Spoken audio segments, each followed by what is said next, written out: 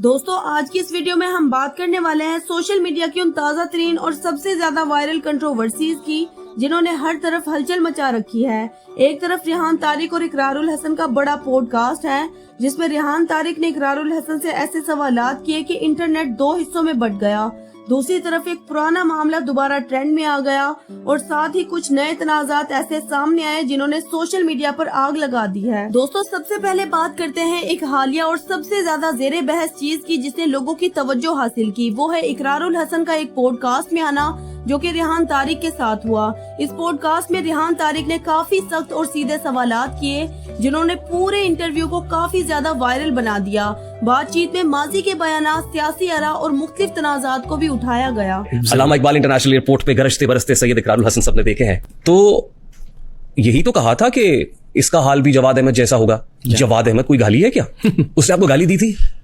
मैं इस बहस में मुझे दी थी और मैं इस पर कायम हूं अपनी, क्योंकि प्रेस कॉन्फ्रेंस में आपने कहा कि गाली नहीं दी। नहीं, कभी नहीं कहा मैंने हुजूर। मैं वो प्रेस कॉन्फ्रेंस निकाली, क्योंकि मैं इस बात को साबित नहीं कर सकता कि उसने मुझे गाली दी। तो फिर आपको ये कैसे पता है कि उसने आपको गाली? आपने सुना? जी मैंने सुना। ये रिएक्शन आपको कितना बुरा लग रहा है ना कि आपकी फैमिली के सामने ये हुआ। जब आप किसी एक शख्स की फैमिली के बारे में बबांग की दोहल बात करते हैं, सोशल मीडिया पे करते हैं, क्या उसको बुरा नहीं लगता? मिसाल के तौर पे खान साहब की फैमिली से मुतालिक आपने बेहुदा गुफ्तगू नहीं की? मिसाल के तौर पे इद्दत में निकाह केस की बात आपने की हुई है? जी, घटिया तरीन करार दिया मैंने हमेशा उसको। बड़ा ही बेगैरत इंसान है जो किसी दूसरी की बीवी को खुफिया पैगाम भेजता है, लेकिन याद रखना हर कोई बुशरा नहीं होती, कुछ आगे से मुंह पर थूक कर ठुडे भी मारती है। ये ट्वीट आपने की? ठीक है। आपको लगता है कि आपने जो ट्वीट की वो जस्टिफाइड है?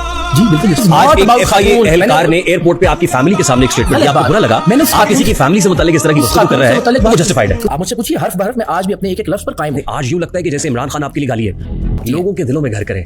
कोर्स में मशीन नहीं हूं, मैंने स्विच ऑफ कर दिया और स्विच ऑन कर दिया। इकरारुल हसन, आप क्या ऐसा अनोखा कर रहा है जो आज से पहले पाकिस्तान में नहीं हुआ? हम ये चाहते हैं कि पहले एक प्लेटफॉर्म पे लोगों को इकट्ठा करें। तकरीबन 4.25 साढ़े 4 लाख लोग अब तक 3 महीने में। सॉरी 4.25 लाख से ज्यादा लोग। 4.25 लाख 3 महीने। आप उसका कोई एविडेंस दिखा सकते हैं? तो 3 महीने हुए रेहान भाई जी। 3 महीने में आप क्यों ही तवक्को कर रहे हैं? हमने 3 महीने में पता क्या देखा है कि इकरारुल हसन साहब भी बुग़्ज़ इमरान में मुब्तला। आपने जजेस की ट्रांसफर पे को ट्वीट की? बिल्कुल ठीक है। आप बताइए ट्वीट नहीं। आपका प्रॉब्लम आज इमरान खान है, मेरा प्रॉब्लम जजेस ट्रांसफर है। मेरा प्रॉब्लम वो माइंडसेट है। आपका प्रॉब्लम वो माइंडसेट है, मेरा प्रॉब्लम रूल ऑफ लॉ है।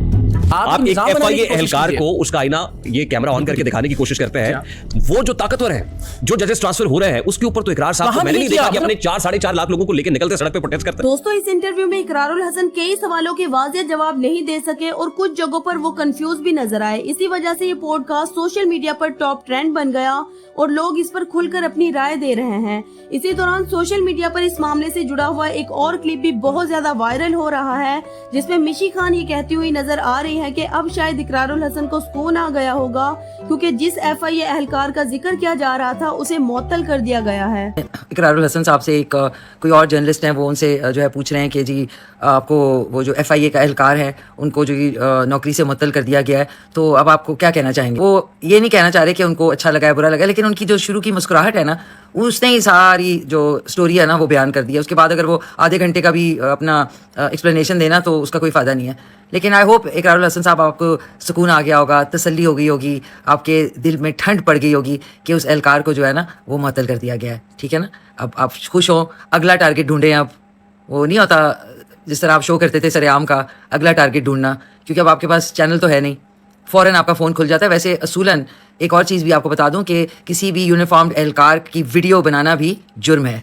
आप भी पढ़ लें, अपना तो आप बताते रहते हैं ना, तो ये भी जुर्म है कि किसी यूनिफॉर्म में एहलकार की डायरेक्ट वीडियो बनाना।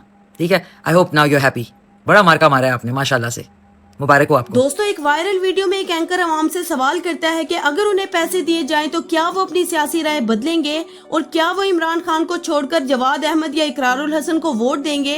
लेकिन सब लोगों ने साफ इनकार कर दिया और कहा कि वो किसी भी कीमत पर इमरान खान को छोड़कर इकरारुल हसन को वोट नहीं देंगे। इकरारुल हसन को वोट देने पे आपको 20,000 रुपए दूंगा अगर आप इकरारुल हसन को वोट देने का वादा। ला इलाहा इल्लल्लाह मुहम्मद रसूलुल्लाह, मुझे मरने वक्त कलमा नसीब ना हो। ये भाई मुझे 20 लाख भी देना, मैं इकरारुल हसन को कभी वोट नहीं। ये जब दुनिया में पैदा भी नहीं हुए थे ना, तो ये पाकिस्तान का नाम रोशन करता है। दोनों बंदे को वोट दे दो, मैं 40,000 रुपए देवांगा। दसो जी के अगर मैंने करोड़ रुपया भी देवे तो इन्ना ते मैं लानत पे। मैं आपको दुबई का विजिट करवाऊं, आपको लेके जाऊं, घुमाऊं फिराऊं, सिर्फ इसके लिए कि आप इन दोनों को वोट देंगे? नहीं सर, कोई वोट नहीं सर, इसका मुतबादल कुछ है ही नहीं। दोस्तों बातें हैं एक और बड़ी कंट्रोवर्सी की तरफ जिसमें रजब भट्ट और लारेब मलिक का मामला सामने आया। यहाँ इल्जाम ये लगाया गया कि रजब भट्ट ने लारेब मलिक को बिग फैन मैम का मैसेज किया जिसे लारेब मलिक ने पब्लिक करके ब्लॉक ब्लॉक कर दिया। इसके बाद सोशल मीडिया पर एक नई बहस शुरू हो गई। कुछ लोगों ने लारेब मलिक को बहुत मजबूत और इज्जतदार कहा, जबकि कुछ लोगों ने रजब भट्ट की वजाहत को भी सच माना कि ये एक प्रोफेशनल अप्रोच थी। इंस्टा टिकटॉक पे ना बड़ा एक्सपोज चल रहा है, ऐसी चूतिया आवाम है एक्सपोज खेल रही है, ठीक है। एक मैसेज एक कमेंट के ऊपर ना एक मैसेज पे खेल रही है। फर्स्ट ऑफ ऑल तो I am proud of my self कि एक मैसेज ने एक औरत बात को फेमस कर दिया पिछले 3 साल से, जिसको कुछ जानता नहीं था। एक मैसेज की मारा तेरा करियर बेटे। एवरीवन, मैं इस बारे में बिल्कुल बात नहीं करना चाहती थी, लेकिन मैं बात कर रही हूँ क्योंकि रजब भाई को मेरी बात बहुत बुरी लगी है। जहाँ तक बात रही बात की कि मेरी उनसे बात होती थी, तो देखें भाई, मैं हम्बल हूँ, डाउन टू अर्थ हूँ, लेकिन बगैरत नहीं हूँ। स्टैंडर्ड इतना कम नहीं हुआ मेरा जो मैं उनसे बात करती। तुम्हें लगी या तो हो ना मैंने आपको गलत किया हो तो मैं तो चुप रहता, लेकिन मैंने आपको कुछ गलत किया ही नहीं। मैंने आपको किसी गलत नीयत से मैसेज नहीं किया, साथ मेरे इतने ही बुरे दिन आ गए, मैं आपको करूँगा गलत नीयत से मैसेज। जो बात है, look at yourself, you are not my type, I swear. मैंने आपको मैसेज किया था जस्ट इसके लिए कि मैं बात करूं, हमारी बात स्टार्ट हो तो मैं आपसे पूछूं कि इफ यू आर इंटरेस्टेड तो किसी एक टीम का आपको ब्रांड एम्बेसडर बनाते हैं। मे बी मैं अपनी टीम के बना लेता। आपने उसको जो है वो शुत्तुम करके तो स्क्रीनशॉट लगा के आप बॉस बन गए अपनी तरफ से।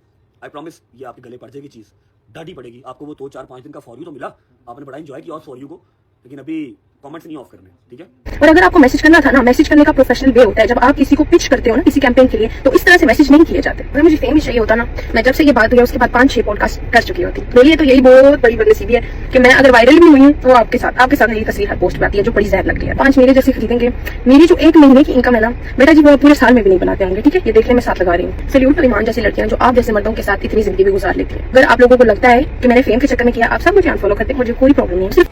ये देखें जी, यही है जी लारेब मलिक।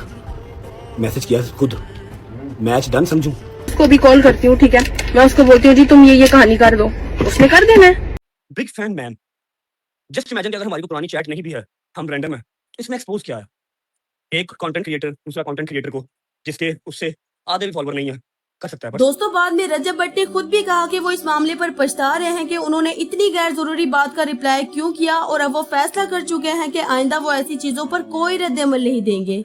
अच्छा, एक जेन्युइन बात बताऊं, अल्लाह की कसम मैं हर दफा जवाब देने से पहले बड़ा अग्रेसिव होता हूं। जब मैं जवाब किसी को दे देता हूं उसके बाद में मुझे अपने आप में गिल्ट होने लग जाता है कि यार चाहे कोई लड़का हो चाहे कोई लड़की हो कि यार मैंने क्यों जवाब दिया यार। अब मम्मा से गालियां अलग पड़ेंगी, फिर मैंने प्रॉमिस किया अपने लोगों से कि मैं जवाब नहीं दूंगा, चाहे कोई गाली दे चाहे कोई जो मर्जी करे, ठीक है। अब मुझे उस लड़की के लिए बुरा लग रहा है कि यार मैंने क्यों उसको इतना कुछ सुना दिया, चाहे मैंने कोई गंदी बात नहीं की लेकिन मैंने काफ़ी सुना दिया। मुझे गुस्सा चढ़ रहा है, अपने आप ही गुस्सा चढ़ रहा है कि यार बोलने देता मजीद बगैर किसी वजह के, कुछ था भी नहीं, कुछ हो तो एनीवेज जो भी था, मुझे अपने आप जो है ना वो गिल्ट हो रहा है, मैंने क्यों जवाब दिया। आई प्रॉमिस यार, वादा रहा, मुझे अनसब्सक्राइब कर देना, मुझे अनफॉलो कर देना। आप मुझे कोई गाली दे, कोई मेरे खिलाफ बात करे, कोई पर्सनल, कोई पब्लिक, कोई अटैक करे, मैं नहीं जवाब दूंगा इंशाल्लाह। मेरा मालिक मुझे हिम्मत दे इस फैसले को बरकरार रखने में, मैंने नहीं अब देना, अपने आप गिल्ट होने लग जाता बाद में यार। लेकिन दूसरी तरफ सोशल मीडिया पर उनका मजाक भी उड़ाया जा रहा है। लोगों का कहना है जो फेमस ही नहीं थी तुम उसके फैन थे, और कुछ लोगों का कहना है इसने दिल पे ले ली बात। कुछ लोग हंसते हुए कह रहे हैं कि इतना फील कर गया, जब इंटरेस्ट ही नहीं था तो आपने लिखा ही क्यों बिग फैन मैम। और कुछ लोगों का कहना है कि भाई इतनी सफाई ना दो फिर। दोस्तों, अब बात करते हैं तलहा रिव्यूज की, जिनकी कुछ पर्सनल वीडियोस लीक होकर वायरल हो गई। इसके बाद उन्होंने अपने पॉडकास्ट में कहा कि ये सब कुछ उनके करीबी दोस्त की वजह से हुआ जो उनका एतमाद तोड़ गया। हर कोई बंदा इंटरनेट पे ये बोल रहा है कि एक्सपोजर गोट एक्सपोज। मेरी बात हो रही है कि मैंने आज तक सब लोगों को एक्सपोज किया, अब मैं एक्सपोज हो गया। मेरी अपनी जाती फैमिली और मेरी पर्सनल लाइफ को, पर्सनल डाटा को मेरे ही अपने एक दोस्त ने, दोस्त नहीं बोलूंगा, मेरा पालतू कुत्ता था जिसको मैं खिलाता रहा 2 साल तक, उसने वो डाटा मेरे मोबाइल से निकाल के इंटरनेट पे लीक कर दिया है। वो मेरे ही दुश्मनों के साथ जाके बैठ गया। तो हर बंदा बहती गंगा में अपने अपने बदले और अपने अपने हाथ धोने आ जाता है। रजब भट्टी साहब ने भी सामने एक्सपोज करता है। पहले कहता जी मैं तला तुम्हारी निजी लाइफ पे बात नहीं करूंगा, तुम्हारा जो भी निकाह, इसने इवेंचुअली वो सारी बात कर भी दी। दोस्तों, बातें हैं एंटरटेनमेंट की तरफ, जहां आयशा उमर और दनानीर मुबीन अपनी आने वाली फिल्म मेरा लियारी की प्रमोशन के लिए लंदन में नजर आई। इसी दौरान दनानीर मुबीन की ड्रेसिंग पर सोशल मीडिया पर मिक्स्ड रिएक्शंस आए। कुछ लोगों ने उनके स्टाइल को बहुत पसंद किया और बहुत कॉन्फिडेंट करार दिया, जबकि कुछ लोगों ने इसे ज्यादा बोल्ड और टाइट ड्रेसिंग कहा। दोस्तों, आखिर में आप सबसे सवाल यही है कि आपकी नजर में इन तमाम कंट्रोवर्सीज में कौन सही है और कौन गलत, और क्या सोशल मीडिया पर हर बात को जरूरत से ज्यादा बढ़ा दिया जाता है या वाकई ये सब इतना बड़ा मसला होता है? अपनी राय कमेंट्स में जरूर दीजिएगा। वीडियो को लाइक और चैनल को सब्सक्राइब करना ना भूलिएगा। मिलते हैं अगली वीडियो में, तब तक के लिए अल्लाह हाफिज।